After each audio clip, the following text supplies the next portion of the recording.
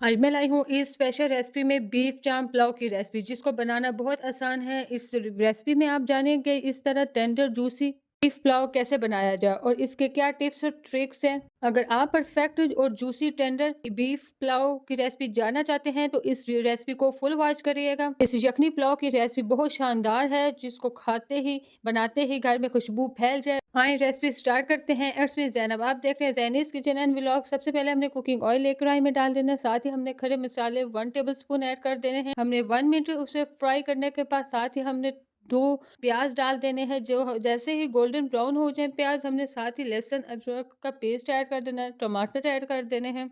अब हम अपनी यखनी पुलाव का मसाला हमारा बन चुका है। अब हम अपनी बीफ की चाम्स ऐड कर रहे हैं और गोल बोटी मिर्च इसे डालने के बाद हम इसे थोड़ा सा भुनाई करेंगे और बेसिक्स मसाले ऐड करेंगे, जिसमें शामिल है नमक, मिर्च, दरा मिर्च, ज़ीरा और रेड चिली पाउडर। हल्दी पाउडर आपको पसंद है तो डालें, मैंने इसमें यूज़ बिल्कुल नहीं हल्दी पाउडर किया। और ग्रीन चिली ज़रूर ऐड करें। साथ ही हमने ये पल्प्स यानी आलू बुखारा के 4-5 डाल दिए। थोड़ी भुनाई करने के बाद हमने पानी डाल देना है। मेरे 5 गिलास चावल थे तो मैंने 6 गिलास पानी ऐड किया। 1 गिलास में हमेशा हर दफ़ा ऊपर रखती हूँ। राइस को मैंने 30 मिनट्स पहले वॉश करके सोक करके रख दिए थे। 30 मिनट्स के बाद मैंने इसे कुक किया था, इसलिए मैं 1 गिलास पानी ऊपर ज़रूर डालूँगी। और अब हम इसे सारे हमने राइस एक बॉयल आने के बाद डाल देने। और साथ इस पॉइंट पे टिप नंबर 1 है कि इस पॉइंट पे आपने नमक ज़रूर चेक कर लेना है। अक्सर औक़ात जब हम राइस डालते हैं तो पहले बेशक नमक ज़्यादा हो, पूरा हो, तो फिर बाद में कम हो सकता है। इस पॉइंट पे आपने नमक ज़रूर चेक करके डाल लेना है। अगर ज़रूरत पड़े तो साथ ही हमने ग्रीन चिलीज़ और हरा धनिया ऐड कर देना है। और अब जैसे ही पानी थोड़ा-थोड़ा रह जाए, जूसी-जूसी राइस हो जाए, तब हमने